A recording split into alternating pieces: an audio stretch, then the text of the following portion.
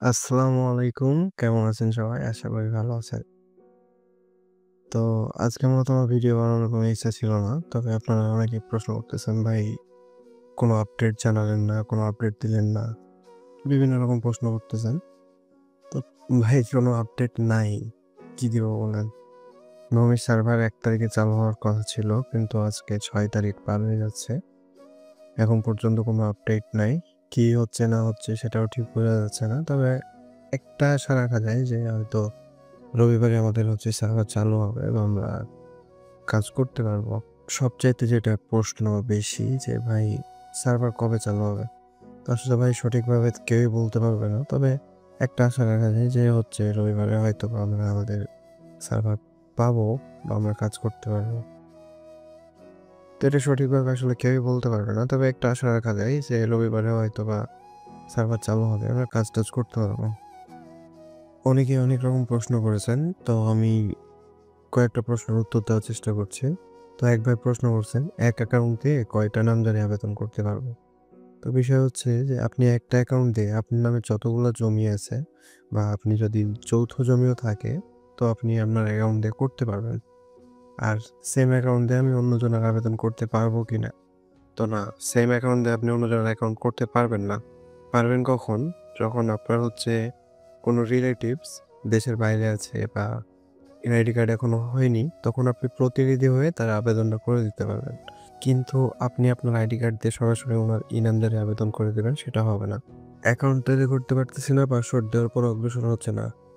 তো সার্ভার এখনো চালু হয় নাই। চালু হলে অবশ্যই অ্যাকাউন্ট করতে পারবেন, পাসওয়ার্ড দিতে পারবেন, সমস্যা নেই।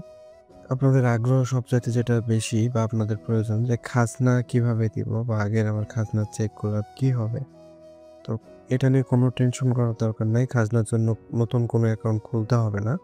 আপনার আগে যে খাজনাদার অ্যাকাউন্ট ছিল, আপনি সেই অ্যাকাউন্ট দিয়ে খাজনা দিতে পারবেন বা আপনি আপনার দাখিলা, হোল্ডিং নাম্বার সবকিছু একটাতেই পাবেন। আপনাকে অন্য কোনো অ্যাকাউন্ট করার দরকার নাই। আপনি আপনার আগের পাসওয়ার্ড এবং আগের নাম্বারটাই ঢুকতে পারবেন। তবে এটা মিউটেশনের যে মেইন পেজ বা ভূমির যে মেইন পেজ, সেখানে লগইন করতে হবে। অথবা আপনি যখন খাজনা দেওয়ার জন্য লগইন করতেন আগে যেভাবে, সেভাবে লগইন করলেও হবে। তো একটা আইডি থাকবে, এটা দিয়ে আপনি মিউটেশনও করতে পারবেন, আপনি খাজনাও দিতে পারবেন। হোল্ডিং কোথায় পাবো? তো হোল্ডিং আপনি হচ্ছে আপনার যে তহসিল অফিস বা আপনার জমি যে তহসিল অফিসের আন্ডারে আদায় ক্যাম্প যেটা, সেখানে আপনার হচ্ছে নামজারির খতিয়ান এবং রিশিয়ান নিয়ে যাবেন। তাহলে আপনাকে হচ্ছে তহসিলদার বা নায়েব উনি আপনাকে হোল্ডিং নাম্বার দিয়ে দিবে। আর এখানে একটা বিষয় হচ্ছে যে ভূমি যে বড়সড় আপডেটটা নিয়ে আসলো, এর সাথে আমরা অনেকেই অবগত না। আমরা অনেকেই বুঝতে পারতেছি না আসলে কিভাবে কি করব। আর বুঝবোই বা কিভাবে, এখনো সার্ভার সম্পূর্ণ চালু হয়নি। কিন্তু আমি বলি, আমার নিজস্ব মতামত বলি যে এর আগে যখন ভূমি সার্ভার ১ম চালু হয়, অনলাইন নামজারি যখন শুরু হয়, তখনও কিন্তু আমাদের বুঝতে সাময়িক সমস্যা হয়েছে। কিন্তু আমরা কিন্তু পরে এটার সাথে হ্যাপি যে আমাদের হচ্ছে খারিজ অতি দ্রুত হয়ে যাচ্ছে। আমাদের ২১ দিনের মধ্যে খারিজ হয়ে যায়। তো নরমালি ২১ দিন কাগজে কলমে হলেও ২১ দিন লাগছিল না। মোটামুটি আপনার ১০ থেকে ১২ দিনের মধ্যে হয়ে যাচ্ছিল। অতটা হ্যাসেলসও ছিল না। আপনি যদি খাজনার বিষয়টা দেখেন যে আপনাকে প্রতি বছর আপনাকে হচ্ছে তহসিল অফিস যেতে হতো। আদায় ক্যাম্পে গিয়ে আপনার হচ্ছে হাত কপি খাজনা পরিশোধ করে আপনি একটা হাত কপি রসিদ পেতেন। কিন্তু এখন যে বিষয়টা হচ্ছে যে আপনাকে এখন আর ওখানে যাওয়া লাগে না। আপনাকে যাওয়া লাগবে কখন? যখন আপনি নতুন নামজারি করবেন। তখন হোল্ডিং যেদিন খুলবেন আপনি সেই দিনই আপনি হচ্ছে খাজনার নিবন্ধনটাও করে নেবেন। তাহলে আপনাকে একবার গেলেই হয়ে গেল। তো আপনার ওই জমির খাজনা আপনি যেকোনো জায়গা থেকে যখন তখন আপনি দিতে পারবেন। যেহেতু এটা অনলাইন সিস্টেম, ক্যাশলেস সিস্টেম। তো আপনি কোনো নির্ধারিত সময় বাধা নেই। আপনি যখন ইচ্ছা তখন দিতে পারবেন।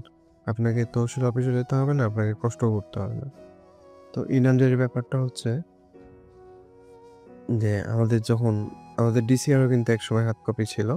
তো পরে এটা খতিয়ান অনলাইন ছিল কিন্তু ডিসিআর হাত কপি ছিল। পরে এটা আস্তে আপডেটের মাধ্যমে আমাদের ডিসিআর অনলাইন হয়েছে, খতিয়ান অনলাইন হয়েছে। তবে তারপরেও কিছু সিন্ডিকেট ছিল, সেগুলা ভাঙা নিয়েই এখন আমাদের ভূমি মন্ত্রণালয় বিশেষভাবে নজর দিয়েছে এবং কাজ করছে। তার জন্যই মূলত এই আপডেটটা যে আপনি আরো দ্রুত এবং আরো সহজভাবে আপনি খাজনা দিতে পারবেন বা খারিজ করতে পারবেন। এই হচ্ছে মেইন বিষয়। তো এখন ১ম আমাদের মনে হচ্ছে যে অনেক কঠিন করে ফেলেছে। আগেরটা ভালো ছিল। আমি পারব না বা এখন বেশি হয়রানি হতে হবে। তো এরকম কিছুই না। সার্ভার চালু হোক, দেখেন আপনি নিজের খারিজ নিজেই করতে পারবেন, নিজের আবেদন নিজেই করতে পারবেন। আপনি আপনার অ্যাকাউন্ট একটা করে নিলে আপনি হচ্ছে আর সমস্যা নেই। আপনি যেকোনো সময় আপনার অ্যাকাউন্টে তথ্যও পাবেন। তবে এখানে একটা বিষয় যে আপনার অ্যাকাউন্টে আপনার খতিয়ান বা ডিশিয়ার এটা হচ্ছে ৩ মাস পর্যন্ত থাকবে। আপনাকে এটা ডাউনলোড করে সংরক্ষণ করতে হবে।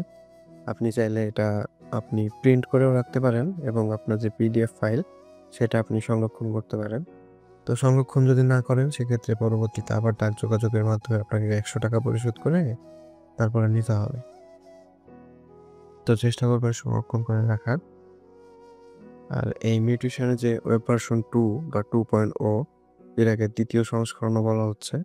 তো এটা আসলে ভাই অনেক জনের অনেক ডাটা ছিল এখানে আপনার হচ্ছে আমরা যে বাংলাদেশের নাগরিক যারা আমরা হচ্ছে জমির মালিক বা জমি আছে প্রায় সকলের data RS record, SA record, আপনার হচ্ছে সিএস রেকর্ড সবকিছুই ছিল। তো এগুলো একটা হোস্টিং এ ট্রান্সফার করতে অনেক রকম সমস্যা হতেই পারে। তো ১ তারিখে চালু হওয়ার কথা ছিল। তো এটা এখনো করতে পারে নাই। পরীক্ষামূলকভাবে কিন্তু চালু আছে। আপনি ঢুকলে ইন্টারফেস দেখতে পাচ্ছেন। আপনি খাজনা কিভাবে দিবেন সেটা নিয়মাবলী দেখতে পাচ্ছেন। সবকিছুই আছে শুধু অ্যাকাউন্ট করা যাচ্ছে না। তো যদি আপনি অ্যাকাউন্ট করতে পারেন তাহলে আপনি সব কাজ অনায়াসে করতে পারবেন। তো এটা নিয়ে অত টেনশনের কিছু নাই। আপনার সকল তথ্যই সংরক্ষণ আছে, থাকবেও। আপনি হচ্ছে একটু অপেক্ষা করেন।